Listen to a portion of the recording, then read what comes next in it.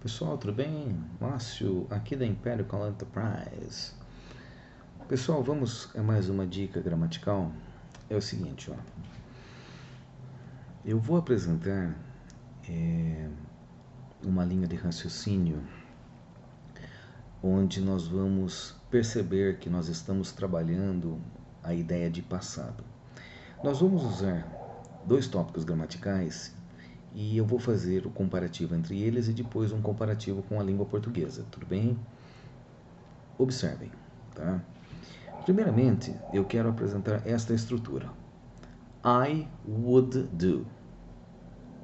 Tudo bem? I would do. A segunda. I used to do. I used to do. Tudo bem? Bom, é o seguinte, ó. Vamos começar trabalhando a ideia de I would do. Bom, primeiramente, would, ele é um modal. Neste caso, esse modal no comparativo com a língua portuguesa, ele altera o sentido do verbo. Portanto, would equivale a dois tempos verbais, tá? No comparativo com a língua portuguesa. Portanto, I would do significa eu faria, tá? Ou eu fazia. Márcio, eu fazia. Sim, pretérito imperfeito. Portanto, would equivale a dois tempos verbais. Portanto, dizer que would refere-se apenas a um futuro, eu acho que o caminho não é por aí. Tá? Primeiramente, vamos prestar mais atenção um pouco na questão. Porque é o seguinte, ó. Vamos trabalhar uma ideia. I would do if I had the time. Isso é uma condicional, tá? I would do if I had time. Eu faria se eu tivesse tempo. Portanto, nesta estrutura agora aqui apresentada, I would do if I had time, percebe-se claramente que a concordância se dá com o pretérito imperfeito do subjuntivo. Olha que interessante. I would do. Eu faria. Portanto, a concordância, não é, com o futuro de pretérito se dá com o pretérito imperfeito do subjuntivo. Portanto, I would do if I had time. Eu faria se eu tivesse tempo. Agora, trabalhemos uma outra linha de raciocínio. I would do, but I do not do it anymore. I would do, but I do not eat anymore. Agora vamos melhorar um pouquinho, porque na verdade eu disse o seguinte: eu fazia, mas eu não faço mais. Vamos melhorar um pouquinho. I would do it when I was a kid. I would do it when I was a kid, but I do not do it anymore. Agora melhorou um pouco. Eu fazia isso quando eu era criança, mas eu não faço mais. Portanto, olha que interessante. Agora, neste caso, presta bem atenção. I would do it when I was a kid. Tá? Nós estamos falando de uma ação que nós praticávamos quando éramos criança. Porque, gente, uma coisa é você falar de uma ação praticada. Outra coisa é você falar de um hábito que você tinha. Gente, ação é uma coisa, hábito é outra. O hábito é aquela coisa, né, que refere-se à rotina. Todo dia uma ação é praticada. Agora, quando você retrata uma ação, tá? Veja bem, é como se você trabalhasse a ideia de um hábito que existia.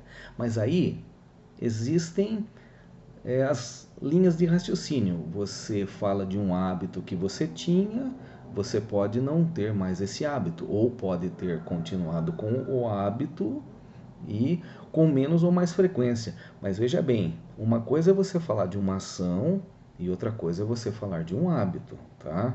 Então vamos ver. Neste caso agora, I would do it when I was a kid, but I do not do it anymore. Você está dizendo o seguinte, que você fazia algo quando era garoto e você hoje não faz mais. Então, o pretérito imperfeito, veja bem, gente, ó, é o seguinte, não podemos ser radicais, dizendo assim, que o pretérito imperfeito era uma ação que existia e agora deixou de existir. Tá? Vamos dar um exemplo em português para que possamos entender melhor. Ó, eu vou falar uma coisa que eu fazia quando eu era criança. Tá? Eu chupava manga no pé de manga. Hoje eu não faço mais isso. Tá?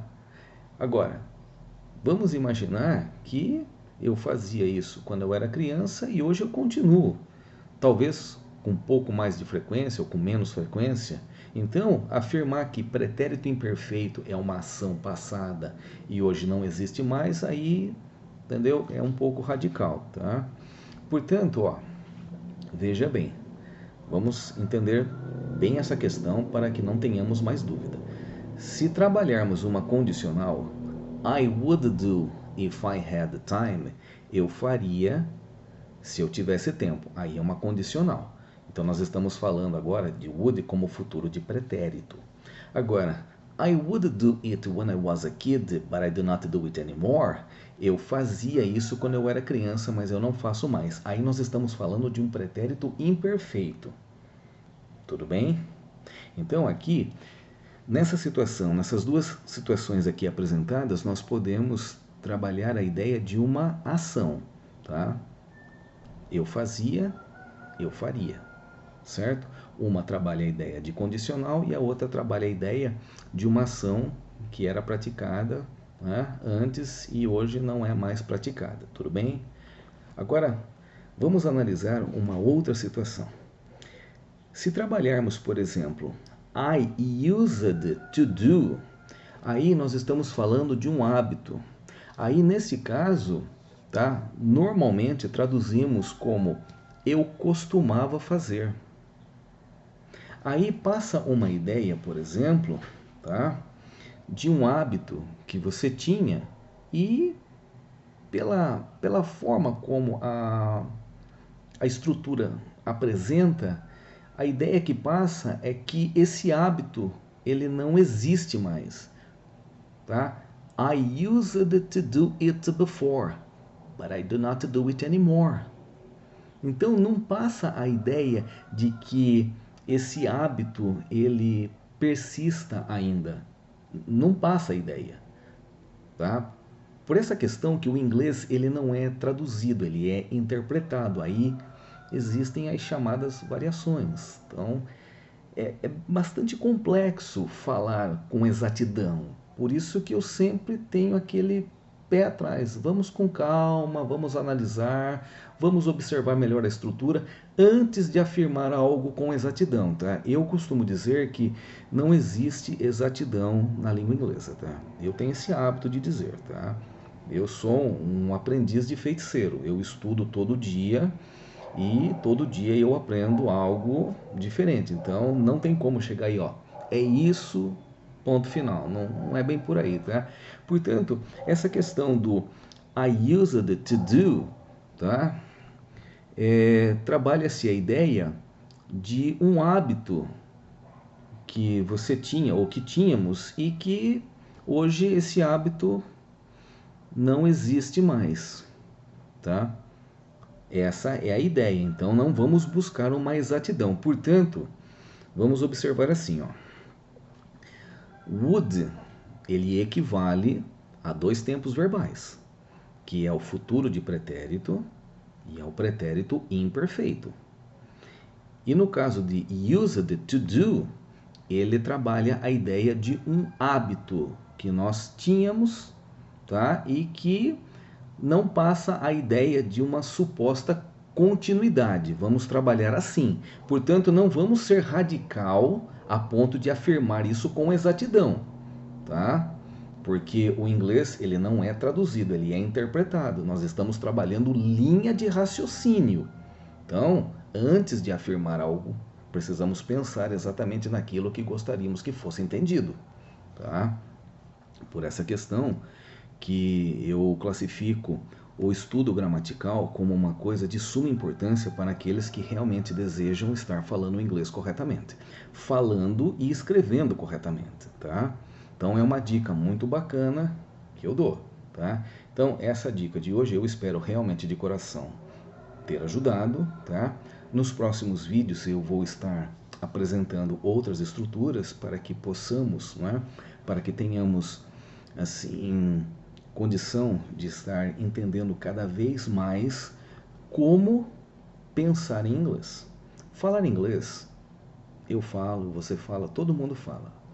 O objetivo da Império Com é ajudá-lo a pensar em inglês para melhorar cada vez mais a sua fluência na língua inglesa e também na língua portuguesa. Chamo-me Márcio Antunes, aqui da Império Com Enterprise. Eu vejo vocês no próximo vídeo.